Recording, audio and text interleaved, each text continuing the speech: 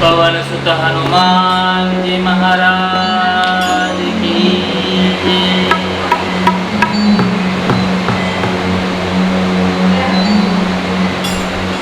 हरे कृष्ण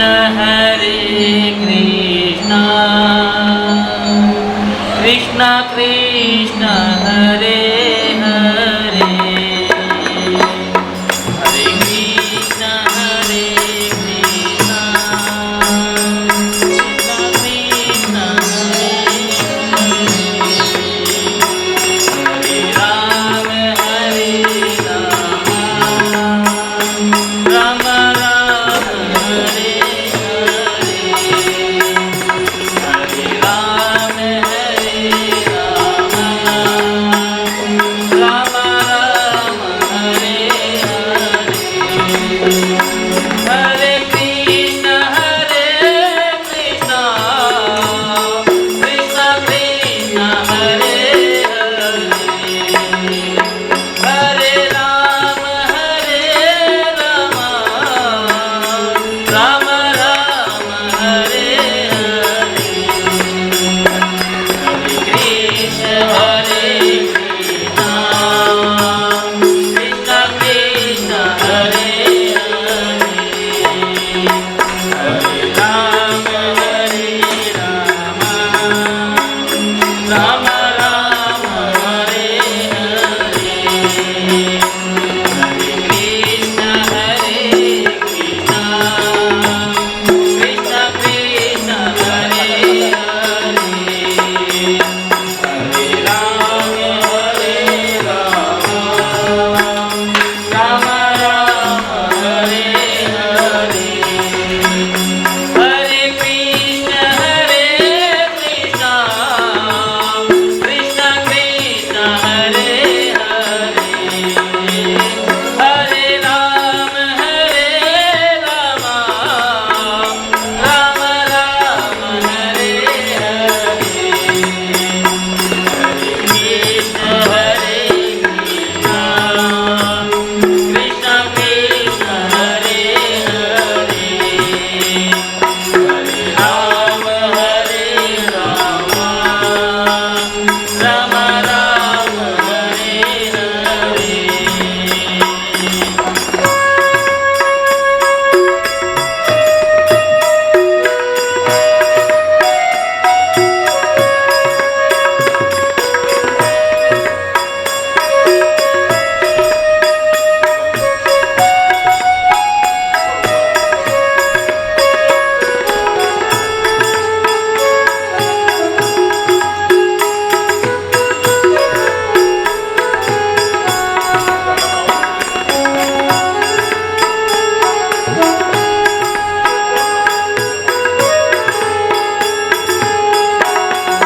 राम राम हरे हरे,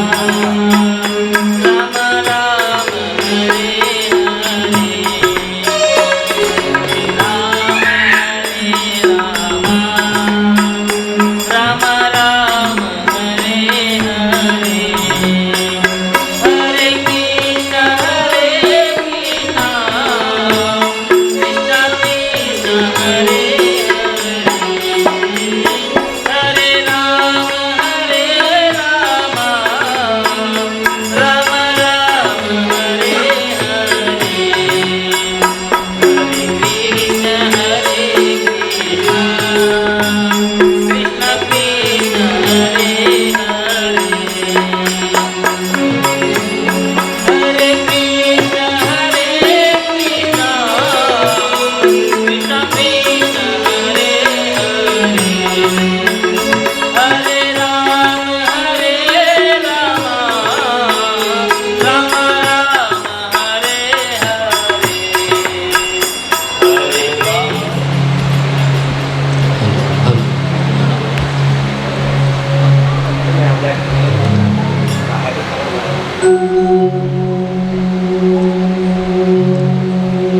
ગુરુજીના નામની હો માળા છે ડોકમાં, ગુરુજીના નામની હો માળા છે ડોકમાં, હરિજીના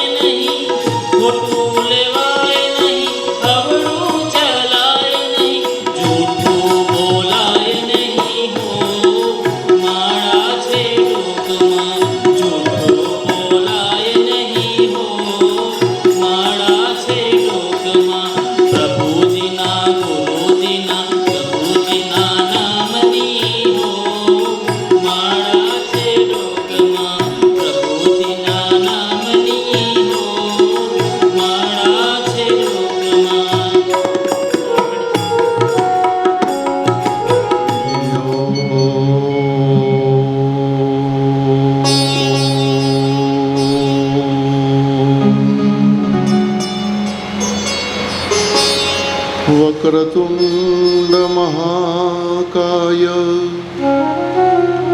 सूर्यकोटि समप्रभ निर्विघ्नं कुरु मे देव सर्वकार्येषु सर्वदा।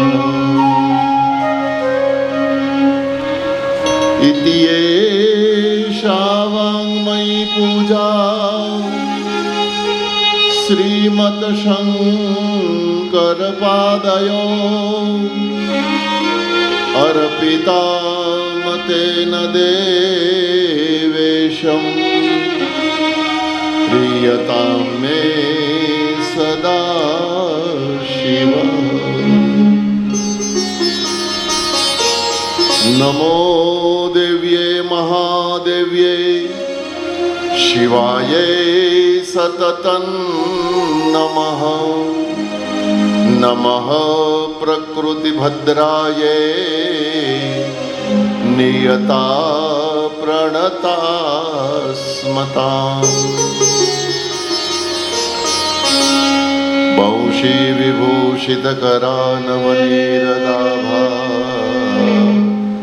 पीताम्बरादरुणबिम्बफलाधरोष्टा पूर्णेन्दुसुन्दरमुखाद अरविन्दनेत्रा कृष्णात् परं किमपि तत्त्वमहं न जाने।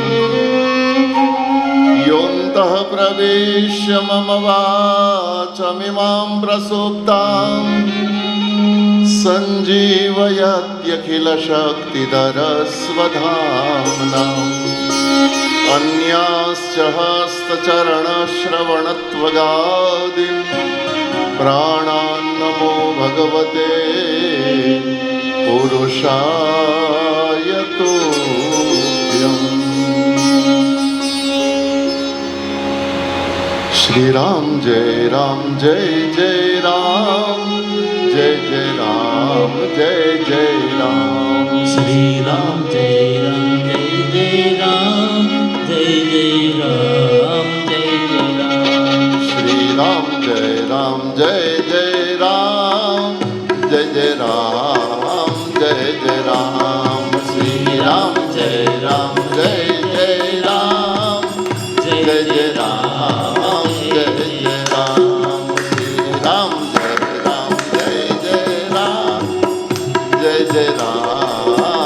जय जय राम। श्री राम जय जय राम, जय जय राम जय जय राम। श्री राम जय राम, जय जय राम जय जय राम। श्री राम जय राम, जय जय राम जय जय राम। श्री राम जय राम, जय जय राम जय जय राम। श्री राम जय राम, जय राम राम जय जय राम। श्री राम जय राम, जय जय राम जय जय राम। श्री राम जय राम, जय जय राम जय जय राम। श्री राम जय जय राम, जय जय राम जय जय राम। श्री राम जय जय राम, जय जय राम जय जय राम। श्री राम जय जय राम, जय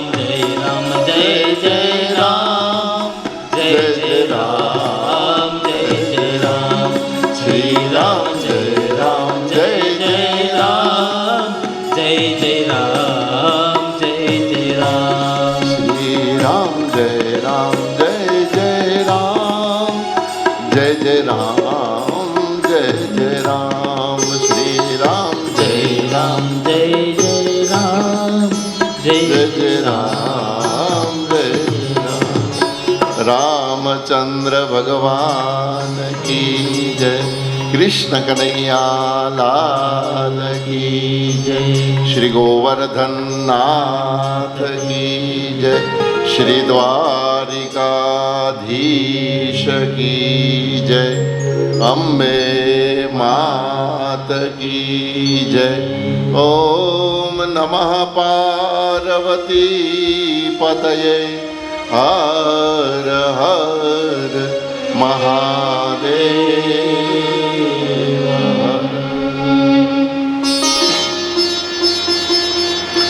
यं प्रव्रजन्तमनुपेतमुपेतकृत्यं द्वैपायनो विरह कातरया जुहाव पुतरेति तन्मयतया तरवोऽभिनेदु तं सर्वभूतहृदयं मुनिमानतो नमोऽस्तु तेर्व्यासविशालबुद्धे मुल्लारविन्दायतपत्रनेत्र येन त्वया भारततैलपूर्णा प्रज्वालितो ज्ञानमयप्रदीपः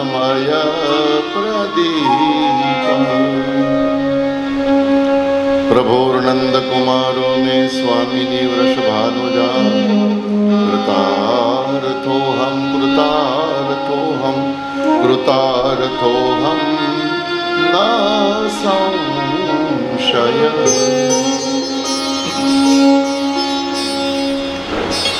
આજના પવિત્ર દિવસે સ્વર્ગસ્થ નારણજીભાઈ વિઠ્ઠલભાઈ પટેલ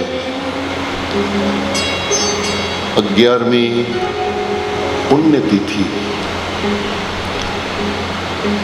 પાવન દિવસ છે, 11મી તિથિ છે અને સાથે સાથે આજે ચૈત્ર સુદ ચૈત્રવદ 11 યોગાનુયોગ પુણ્યશાળી જીવાત્મા એમનું જીવન એટલું ઉત્કૃષ્ટ હતું. મેં તો બહુ નજીકથી એમને જોયા છે, નજીકથી જાણ્યા છે, નજીકથી માણ્યા છે.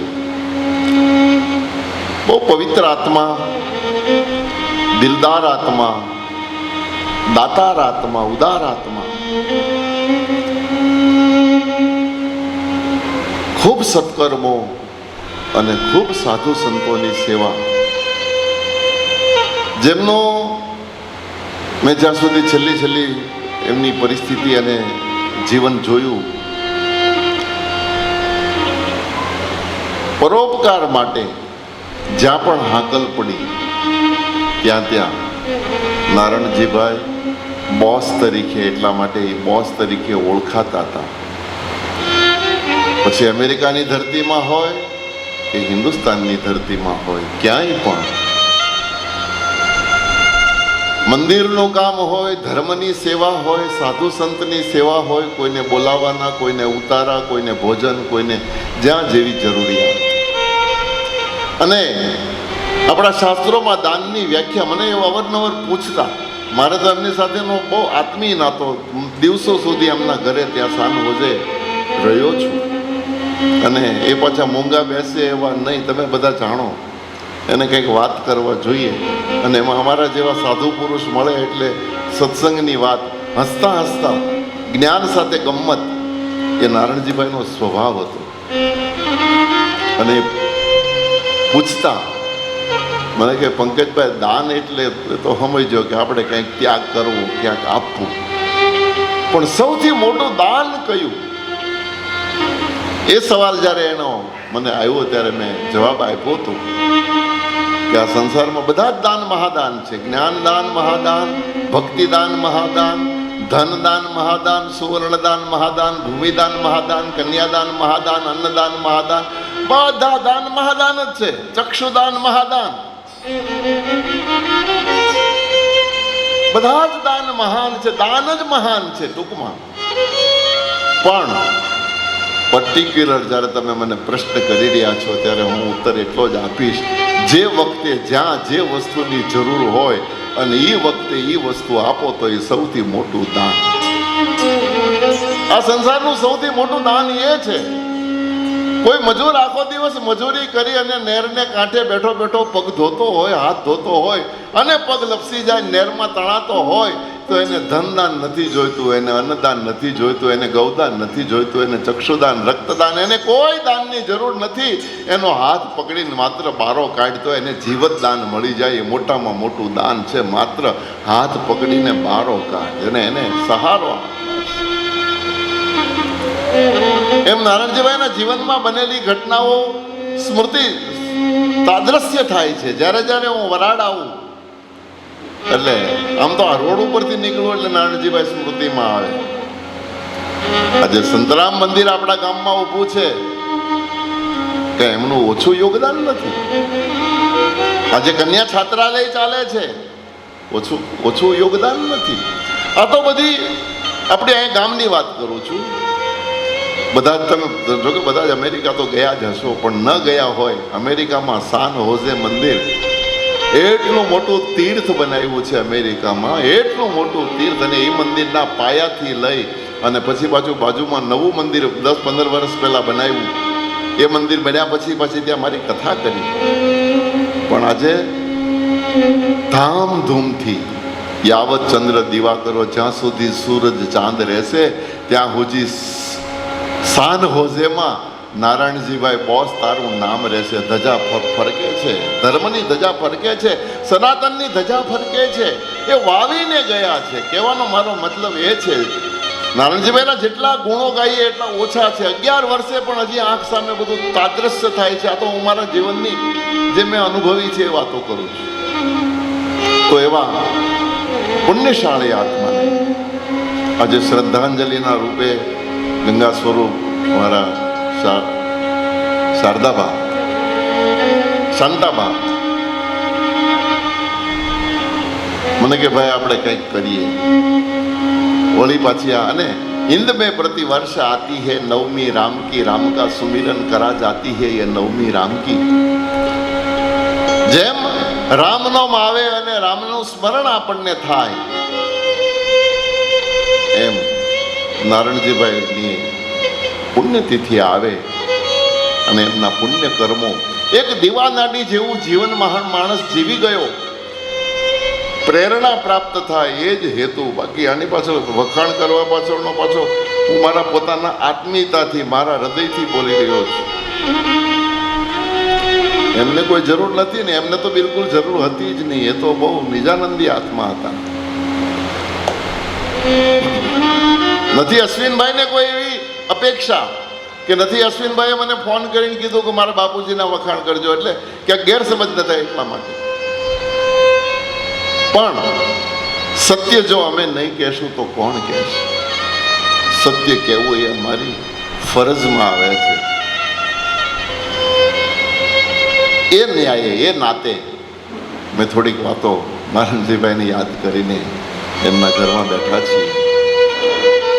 એ દિવ્ય આત્માને જો કે પરમાત્માનું ધામ જ, એ તો પરમધામમાં જ ગયા, એમાં કોઈ મિનમેખ નથી. પણ છતાં એ ધામમાં ગયેલા દિવ્ય આત્માને આપણે બધા શ્રદ્ધાથી ભાવ અંજલિ આપીએ. આ ભાવ અંજલિ આપવા માટેનો પ્રોગ્રામ છે. અને મહાપુરુષ શબ્દ વાપરું છું કારણ કે એ સંસારથી ઉઠી ગયેલો આત્મા હતો. મહાઆત્મા કહી શકાય. એને તો હું મોઢે કહેતો કે હવે તમારે ખાલી કપડાં જ ચેન્જ કરવાના બાકી છે, બાકી તમે પેન્ટ શર્ટમાં ટી શર્ટ ભલે પહેરો પણ તમે મહાઆત્મા છો. તો એવા મહાત્માની પાછળ થોડી મિનિટો માટે સત્સંગ થાય. બે જ ઓછો કરનાર. સત્સંગ થાય એ બહુ મહત્વનું છે.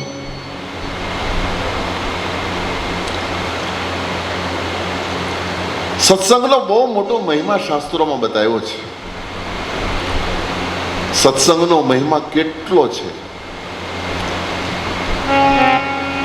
જેની સામે હજારો, આપણે હમણાં મેં તમને દાનની વાતો કરી, હજારો દાન કરો તો સત્સંગની સામે એ નથી આવી શકતા.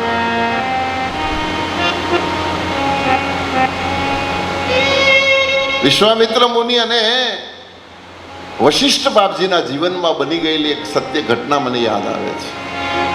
સત્સંગનો મહિમા શું છે? વિશ્વામિત્ર મુનિ જન્મે ક્ષત્રિય છે, પણ એટલું બધું તપ કર્યું, એટલું બધું ઉત્કૃષ્ટ તપ કર્યું કે બ્રાહ્મણ બની ગયા. જન્મથી ક્ષત્રિય પણ બ્રાહ્મણ બની ગયા, અને બ્રાહ્મણમાં પણ ઉચ્ચ કોટીના બ્રાહ્મણ. આજે આપણે ગાયત્રી મંત્ર, આ સંસારનો મહામંત્ર કયો મંત્ર? ગાયત્રી મંત્ર છે. મહામંત્ર જીતને જગ માહી, કોવું ગાયત્રી સમનાઈ. ગાયત્રી મંત્રની સામે કોઈ મંત્ર ના આવે, એ તાકાત એક જ મંત્રમાં છે. અને આદિ અનાદિ કાળમાં એ વખતે જે ઋષિએ મને તમને ગાયત્રી મંત્ર સંસારને પ્રગટ કરીને આપ્યો, ઈ વિશ્વામિત્ર બ્રાહ્મણ બન્યા પછી ઘણા સમય પછી એક મનમાં વિચાર આવ્યો કે હું બ્રાહ્મણ બન્યો છું, બ્રાહ્મણનું મહત્વ સમજું છું, તો મારે બ્રાહ્મણને બોલાવીને મારા આંગણે બ્રહ્મભોજન કરાવવું જોઈએ. બ્રહ્મભોજન કરાવવાની ઈચ્છા હૃદયમાં જાગી. એટલે એ વખતના બ્રહ્મર્ષિઓમાં વશિષ્ઠ બાપજી બહુ મહાન વિદ્વાન, મહાન જ્ઞાની પુરુષ વિશ્વામિત્રના આશ્રમમાં ગયા અને વિનંતી કરી, હાથ જોડીને કે બાપજી, બ્રહ્મભોજન કરાવવાની ઈચ્છા છે, આપ મારે ત્યાં પધારો અને મને લાભ આપો. બ્રહ્મભોજનનું નિમંત્રણ વિશ્વામિત્ર મુનિએ વશિષ્ઠ બાપજીને આપ્યું છે. વશિષ્ઠ બાપજીએ પ્રેમથી સ્વીકાર કર્યો, આદરપૂર્વક સન્માન સાથે સ્વીકાર કર્યો. અરે મહારાજ, તમારે ત્યાં બ્રહ્મભોજન કરવાનું હોય ને નિમંત્રણ આપો અને હું ના આવું કેમ બની શકે?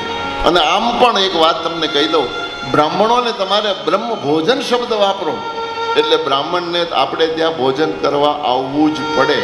આ અમારો વેદની આજ્ઞા છે બ્રાહ્મણોને. હા, તું મારે ત્યાં ખાવા આવી રહેજે, અને ન આવે તો ચાલે, જમી જજે ને, એ ન આવે તો ચાલે, પણ બ્રાહ્મણને તમે એમ કહો કે બ્રહ્મભોજન રાખ્યું છે અને તમારે આવવાનું છે, તો બ્રાહ્મણને બધા કામ પડતા મૂકીને પહેલાં બ્રહ્મભોજન કરવા માટે આવવું પડે. ભલે પછી એ ખાય કેટલું એ મહત્વનું નથી, એક કોળીઓ તમારે ત્યાં ભોજન કરી લે એટલે બ્રહ્મભોજન થઈ ગયું. બ્રહ્મભોજનનું નામ પડે. વશિષ્ઠએ કીધું કે વિશ્વામિત્ર, બ્રહ્મભોજન શબ્દ વાપરો, મારે આવવું જ પડે. હું મારા રસાલા સાથે, બ્રાહ્મણો એના આશ્રમમાં જેટલા 500-700 બ્રાહ્મણ હતા, હું બધાને લઈને આવીશ. તિથિ, તારીખ, ટાઈમ બધું નક્કી થયું. સમય પ્રમાણે વશિષ્ઠ બાપજી પોતાના રસાલા સાથે વિશ્વામિત્ર મુનિના આશ્રમમાં ગયા છે. સુંદર રસોઈ તૈયાર હતી. આદર સન્માન સાથે બધાને બિરાજિત કર્યા, પ્રેમથી જમવા બેસાડ્યા અને વિવિધ પકવાનો બનાવ્યા હતા. આગ્રહ કરીને બ્રાહ્મણોને ખૂબ જમાડ્યા. ભોજન પરિપૂર્ણ થયું. હવે બ્રહ્મભોજનનો પાછો બીજો નિયમ છે કે બ્રહ્મભોજન શબ્દ વાપર્યો હોય તો 1 રૂપિયો પણ છેલ્લે દક્ષિણા આપવી પડે. દક્ષિણા વગરનું બ્રહ્મભોજન ગણાતું નથી. પહેલાં આપણે આમ કહીએ ને, મારે તો બામણ આવીને રોજ ખાઈ જાય, પણ એ ખાધા પછી એને તમે 1 રૂપિયો, ભલે 1 રૂપિયો ભગવાને આપ્યું હોય તો કરોડ આપવાના. હું પાછો રૂપિયો એટલે પાછો વધીને રૂપિયો જ આપવો એવો નહીં પકડતા. ભગવાને જેટલી પણ તમને શક્તિ આપી હોય, બ્રાહ્મણને દક્ષિણા આપવી જ જોઈએ. જેટલું અપાય એટલું ઓછું છે, પણ 1 રૂપિયો પણ છેલ્લે આપવો જોઈએ. એટલે દક્ષિણા આપવાનો સમય આવ્યો. વિશ્વામિત્ર બાપજી જળની જારી ભરીને આવ્યા. વશિષ્ઠ બાપજી ભોજન કરતા હતા. ભોજન પરિપૂર્ણ થઈ ગયું.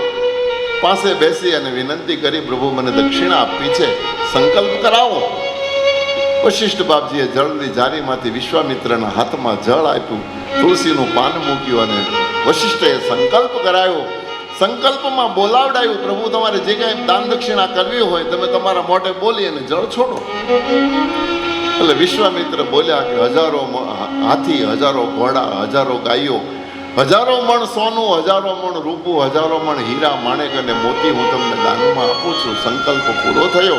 હજારો હાથી ઘોડા બધું તૈયાર જ રાખ્યું હતું. સોના ચાંદી હીરા માણેક મોતી આખા રસાલા સાથે પ્રેમથી પ્રણામ કરીને ભૂદેવોને વિદાય આપી વશિષ્ઠ બાપજી બધું લઈ અને પોતાના આશ્રમમાં આવ્યા છે. સમય જવા લાગ્યો. સમય જતા 2-4 મહિના ગયા અને વિશ્વામિત્રને જ પાછો મનમાં વિચાર આવ્યો કે મેં બ્રહ્મ ભોજન કરાવ્યું, હું બ્રાહ્મણ બન્યો, તો મને પણ કોઈએ બ્રાહ્મણ તરીકે બ્રહ્મ ભોજન માટે બોલાવવું જોઈએ. જો આ આપણો માનવ સ્વભાવ છે. જમવાનું પોતાના આશ્રમમાં કોઈ તૂટી નથી, કારણ કે આટલો તો દાન કરી શકે એની પાસે કેટલું હશે. પણ એક અંદરથી ભૂદેવ તરીકે, બ્રાહ્મણ તરીકે, કે મને પણ કોઈક બ્રાહ્મણ તરીકે ભોજન કરવા માટે, બ્રહ્મ ભોજન માટે બોલાવે, આવો વિચાર વિશ્વામિત્રના મનમાં આવ્યો. વશિષ્ઠ ત્રિકાળ જ્ઞાની હતા. વશિષ્ઠને ઝબકારો થયો, લાઈટ થઈ કે આટલું બધું માન સન્માન અને આટલું બધું દાન સાથે મને વિશ્વામિત્રએ બ્રહ્મ ભોજન કરાવ્યું હોય તો મારે પણ એને ક્યારેક બોલાવવા જોઈએ. અને આ આપણો સાંસારિક જીવોની વાત કરું તો આપણે કોઈને જમાડીએ તો પછી આપણને કોઈને મહેમાન થવાની ઈચ્છા, કોઈ મહેમાનને આપણે આદર માન સન્માન આપીને આપણા ઘરે થેપલા ખવડાવીએ તો પછી ક્યારેક થેપલા ખાવા જવાની ઈચ્છા થાય. અને આપણામાં તો ચાલતું જ હોય. તમે જોજો, એ આપણે ત્યાં આવે ને આપણે થેપલા ખવડાવીને આપણે ત્યાં જાય એટલે ઢેપલા, ત્યાં જાય ત્યાં ઢેપલા ખાતા, પાછા અહીંયા ઢેપલા, ત્યાં થેપલા. એ થેપલા ને ઢેફલા આપણા ચાલતા જ હોય છે. આપણે શ્રીખંડ પૂરી ખવડાવીએ એ વળી પાછી બાસુંદી બોલા, આ ચાલતું જ હોય, વ્યવહાર છે. વ્યવહારિક વાત પ્રમાણે વશિષ્ઠ બાપજીને મનમાં વિચાર આવે છે, સમજી ગયા ભાવ. અને વશિષ્ઠ બાપજી એક દિવસ વિશ્વામિત્ર મુનિ પાસે ગયા. વિશ્વામિત્રને નિમંત્રણ આપ્યું કે પ્રભુ હવે મને લાભ આપો, આપ મારે ત્યાં બ્રહ્મભોજન કરવા માટે પધારો. વિશ્વામિત્રને આનંદ થયો.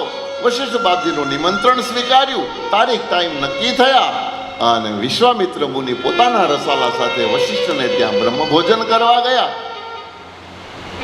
કથામાં જરા ધ્યાન આપજો. સુંદર સ્વાગત, સુંદર સન્માન, સુંદર ભોજન, આદર સન્માન સાથે બધાને ખૂબ બ્રહ્મભોજન કરાવ્યું છે. બ્રહ્મભોજન પૂરું થયું. જળની જારી લઈને વશિષ્ઠ આવ્યા. વિશ્વામિત્રને કીધું કે દાનનો સંકલ્પ કરાવો. બ્રહ્મભોજન પૂરું થયું, મારે દાન કરવું છે. એટલે દાન કરવા માટે વિશ્વામિત્રએ જળ વશિષ્ઠના હાથમાં આપ્યું, તુલસીનું પાન પધરાવ્યું અને કીધું, બોલો તમારે જે કાંઈ દાનમાં આપવું હોય તે. ત્યારે વશિષ્ઠ બાપજી બોલ્યા કે એક દિવસના સત્સંગનું પુણ્ય હું તમને દાનમાં આપું છું.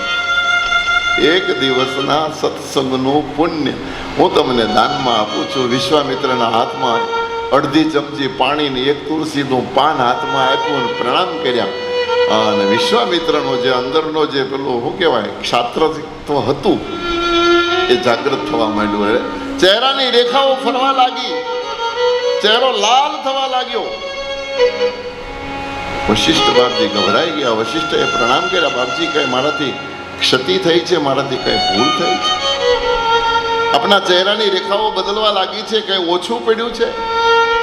જે હોય તે મને કયો, હું કયો તે કરવા તૈયાર છું. આપ મારે ત્યાં ભૂદેવ બ્રાહ્મણ થઈને પધાર્યા છો, મેં બ્રહ્મ ભોજન કરાવ્યું છે.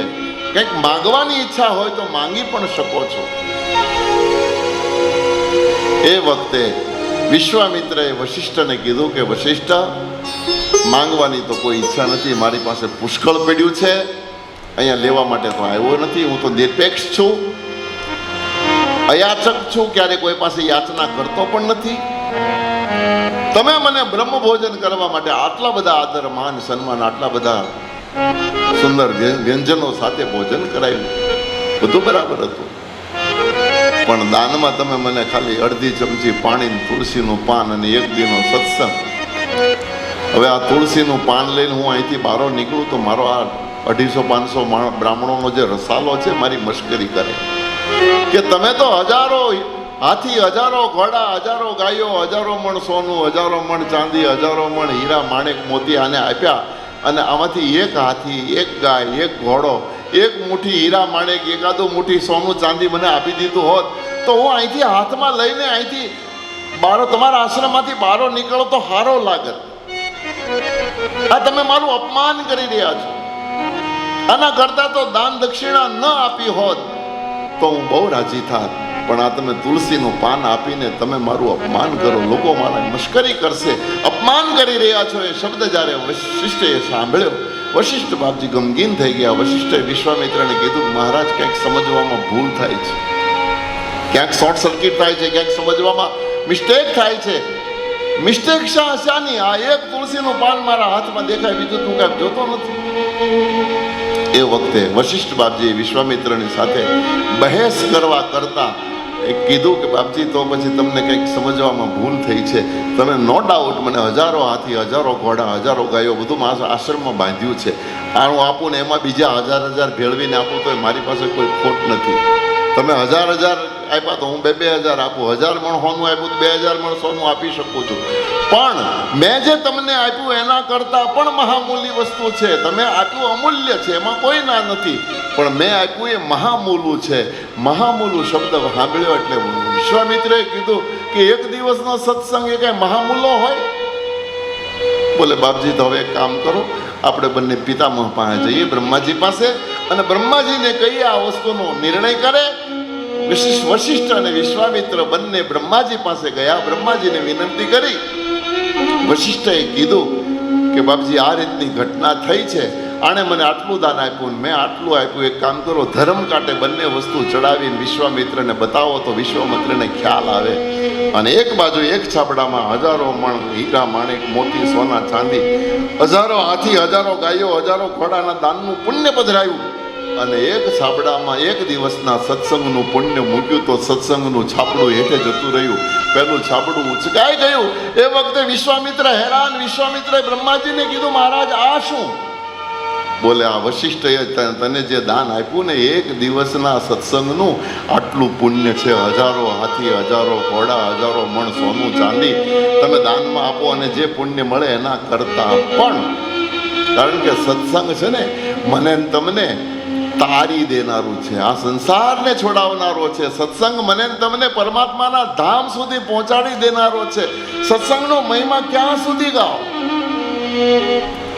સત્સંગ મને તમને સત અને અસતનું ભાન કરાવનારો છે. સત્સંગ મને તમને સંસારનું ભાન અને પરમાત્માનું જ્ઞાન સત્સંગથી જ મળે. સત્સંગ મને તમને મારો ને તમારો ખુદનો પરિચય કરાવી શકે છે. આપણે કોણ છીએ, કોણ સમજાવશે? અત્યારની કહેવાતી સ્કૂલો, કોલેજો, યુનિવર્સિટીઓ, જે કાંઈ વિદ્યા પ્રાપ્તિના અત્યારે આપણે મંદિરો બનાવ્યા છે, મંદિરો શબ્દ વાપરું છું, ધામો બનાવ્યા છે, પણ ત્યાં કોઈ જગ્યાએ તમને તમારો ખુદનો પરિચય આપવાનો એક પણ ચોપડો નથી. અરે ચોપડો શું, એક પણ ચોપડામાં એક પણ વાત નથી કે જે મને તમને તમારો ખુદનો પરિચય કરાવે. અને હકીકતમાં મારે ને તમારે મારો ને તમારો ખુદનો પરિચય મેળવવો જોઈએ. આ સંસારમાં આવ્યા છીએ, નો ડાઉટ સંસારના બધા જ કામો, સંસારની બધી જ જવાબદારીઓ વહન કરવી જ રહી. સંસારમાં આવ્યા છીએ એટલે કામ તો કરવું જ પડવાનું. પણ સાથે સાથે ડાયા માણસે હું કોણ છું એની ખાતરી કરી લેવી, પોતાને ઓળખી લેવું, પોતાના આત્માને ઓળખી લેવો, આત્માનો પરિચય લઈ લેવો. અને એ પરિચય મને તમને સત્સંગ જ આપી શકે છે, બાકી કોઈ જગ્યાએ ઉપાય નથી.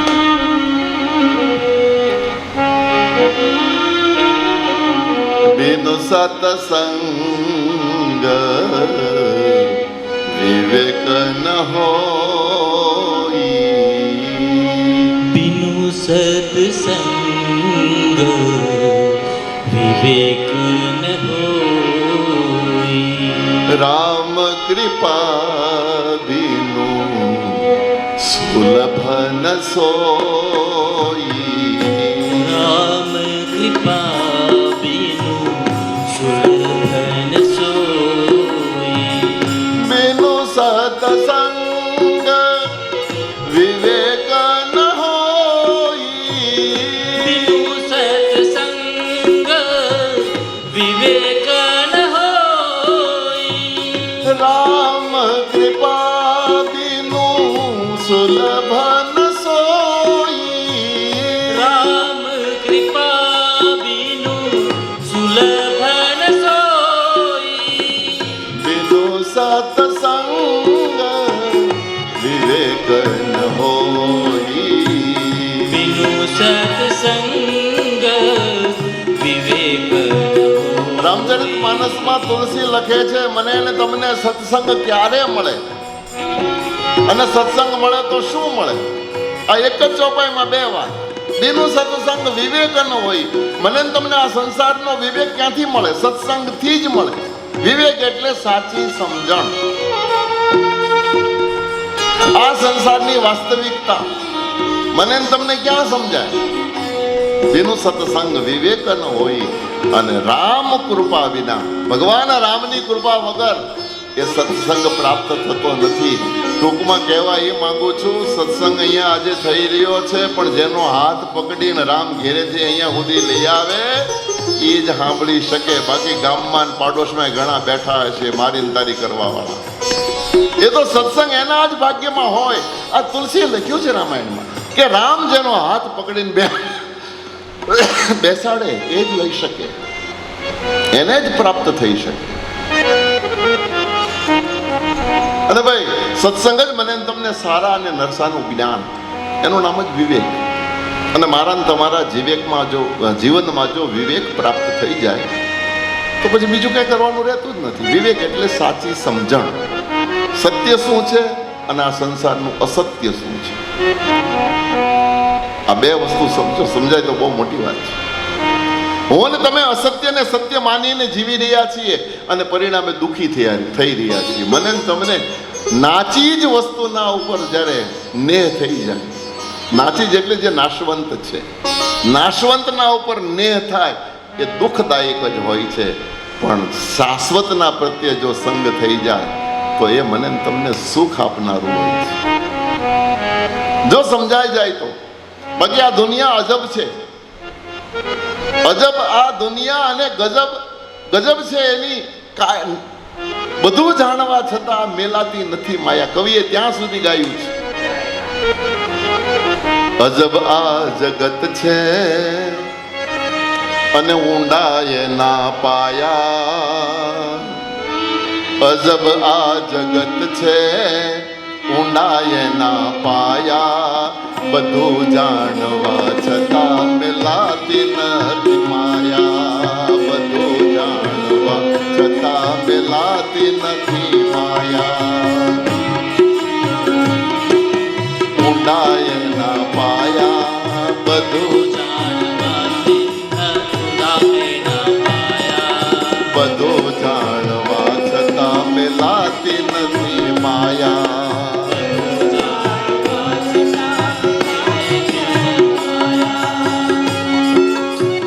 કવિએ બહુ સુંદર એક ગઝલ બનાવી છે, શબ્દો સમજવા જેવા છે. મરણમાં ગણેશને યાદ કરતું નથી કોઈ. મરણમાં ગણેશને યાદ કરતું નથી કોઈ. માંડવડામાં ભજો રામ કહેતું નથી કોઈ. માંડવડામાં ભજો રામ કહેતું નથી કોઈ. મરણમાં કોઈ ગણપતિને યાદ ન કરે, તમે જોજો. નહીં તો ગણપતિ તો મંગલ મૂર્તિ, વિઘ્નનો હરતા.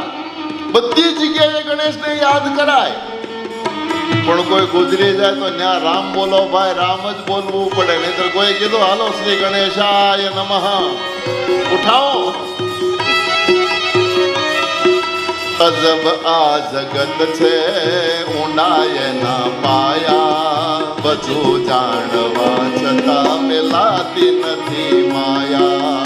બધું જાણવા પછી મેલાતી નથી માયા. મરણમાં ગણેશને યાદ કરતું નથી કોઈ. માંડવડામાં ભજો રામ કહેતું નથી કોઈ. મરણમાં ગણેશને યાદ કરતું નથી કોઈ. માંડવડામાં ભજો રામ કહેતું નથી કોઈ. જો રામનું નામ કેટલું મહાન. એક વખત પણ જો જીવાત્મા સાચા દિલથી રામ શબ્દ બોલી દે ને તો ભવ સાગર તરી જાય. ભવ સાગરને તરવા માટે બહુ જાજી ઝંઝાવટ કરવાની જરૂર જ નથી. માત્ર એક વખત દિલથી રામ શબ્દ જો કોઈ બોલી દે ને તો આ સંસાર આરામથી તરી જવાય. અરે મને ને તમને જીવતાને તો છોડાવી દે, નરકમાં ગયેલા જીવાત્મા પણ જો એક વખત રામ શબ્દ માત્ર સાંભળી લે ને તો નરકમાં ગયેલો જીવ પણ એ જ વખતે પરમાત્માના ધામ તરફ પ્રયાણ કરી લે. આ રામ નામનો મહિમા છે. શિવ મહાપુરાણની એક નાનકડી કથા મને યાદ આવે. નારદજીએ બ્રહ્માજીને સવાલ કર્યો તો, પિતામાં જ્યાં જાઓ ત્યાં સંસારમાં હું તો 14 બ્રહ્માંડમાં ભટકું, પણ દરેક જગ્યાએ એક જ વાત સમજાય છે. બધા જ સંતો ભક્તો એક જ વાત કરે, ભગવાનને ભજો, ભગવાનને ભજો, ભગવાન ભજો, ભજો ભજો એમ તો બધા કહે, પણ ભજવાથી મળે શું એ તો કોઈ કહેતું જ નથી. જે આવે આપણને એમ સમજાય છે ભગવાનનું નામ ના માળા, ભજો ભજો ભજો, પણ ભજવાથી મળે શું? હવે નારદજીએ બ્રહ્માજીને આ સવાલ કર્યો એટલે બ્રહ્માજી હેરાન. બ્રહ્માજીએ નારદજીને કીધું કે નારદ, તારો પ્રશ્ન હું સમજી ગયો, પણ તને ઉત્તર નહીં સમજાવી શકું. જો સમજવું એ અલગ વસ્તુ છે અને બીજાને સમજાવવું એ જુદી વસ્તુ છે. સમજી શકાય, પણ બીજાને સમજાવવું, બીજાના હૃદયમાં વાત ઉતારવી થોડી મુશ્કેલ છે. અને એ ઉતારી શકે એનું નામ જ કથાકાર. કથાકાર કોને કહેવાય? જે બીજાના દિલમાં વાત ઉતારી દે.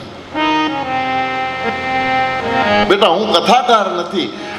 એક કામ કર, આ જ પ્રશ્ન તું શંકરને કર, મહાદેવજી તને આ પ્રશ્નનો ઉત્તર આપશે. અને વાત બી સાચી, આ સંસારનો સૌથી મોટા કથાકાર કોણ? મહાદેવ. સૌથી મોટા, સૌથી પહેલા. આ બધા સંસારની જેટલી પણ કથાઓ છે, આ બધી કથાઓ પહેલા કોણે ગાય? ભગવાન શંકરે પહેલા ગાય છે, પછી એની પરંપરા ચાલે. રામચરિત માનસ, રામાયણ આપણે ગાઈએ છીએ, પણ રામાયણના મૂળ વક્તા કોણ? ભગવાન શંકર. કે ઉમા કહું મેં અનુભવ અપના, સત હરિ ભજન જગત સબ સપના. એ ઉમા, બેસ મારી સામે, હું તને કાંઈક કહું. તું આજે જોઈ રહી છો, આ તો સપનાવત જગત છે, સાચું તો ભગવાનનું નામ. આ ભગવાન શંકર કહે છે ઉમાને પોતાની પત્નીને કૈલાસમાં બનેલી ઘટના છે એમ કહીને રામકથા શરૂ કરી.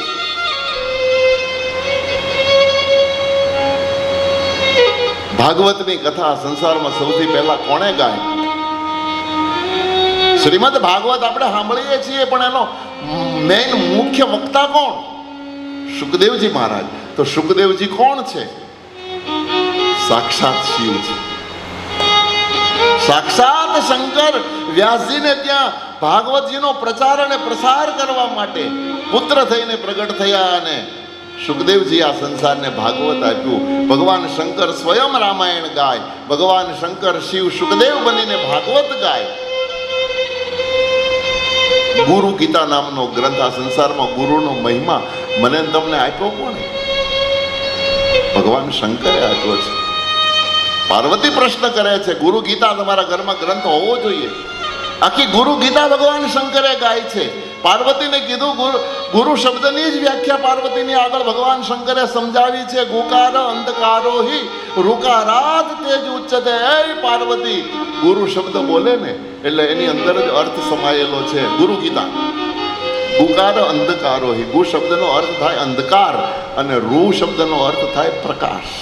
અંધારેથી અજવાળા તરફ લઈ જતું તત્વ આ સંસારમાં કોઈ હોય તો એનું નામ ગુરુ. ઊંડા અંધારેથી પ્રભુ પરમ તેજે તું લઈ જા. તું હીણો હું છું તો તુજ દર્શના દાન દઈ જા. ઊંડા અંધારેથી પ્રભુ પરમ તેજે તું લઈ જા. મૃત્યુમામ અમૃતમ ગમયા. આ વેદનું સૂત્ર પણ આવ્યું ક્યાંથી? ભગવાન શંકરના મોઢામાંથી નીકળેલું છે. મારે કહેવું છે એ આ સંસારનો સૌથી મોટો વક્તા, સંસારનો સૌથી મોટો કથાકાર ભગવાન શિવ છે, મહાદેવ છે. નારદજીને બ્રહ્માજીએ કીધું કે નારદ, પ્રશ્ન હું સમજી શકું, તને સમજાવી નહીં શકું. આ સંસારના સૌથી મોટા કથાકાર મહાદેવ તો ભગવાન શિવ પાસે જા, શંકર તને આનો આન્સર આપશે. એટલે બ્રહ્મપુરીમાંથી ઊભા થઈ નારદજી સીધા કૈલાસમાં ગયા. નારાયણ નારાયણ શંકરને પ્રણામ કરીને પ્રશ્ન કર્યો. પિતામહને પૂછ્યો પ્રશ્ન, પિતામહ તમારું સરનામું આપ્યું? બહુ નાનો એવો સવાલ છે બાપજી. આખા સંસારમાં હું વિચરણ કરું, બધી જ જગ્યાએ લોકો એક જ વાત કરે છે, રામ રામ જપો, ભગવાનનું નામ લ્યો, ભગવાનને ભજો ભજો. પણ ભજવાથી મળે શું? કોઈ કાંઈ કહેતું નથી.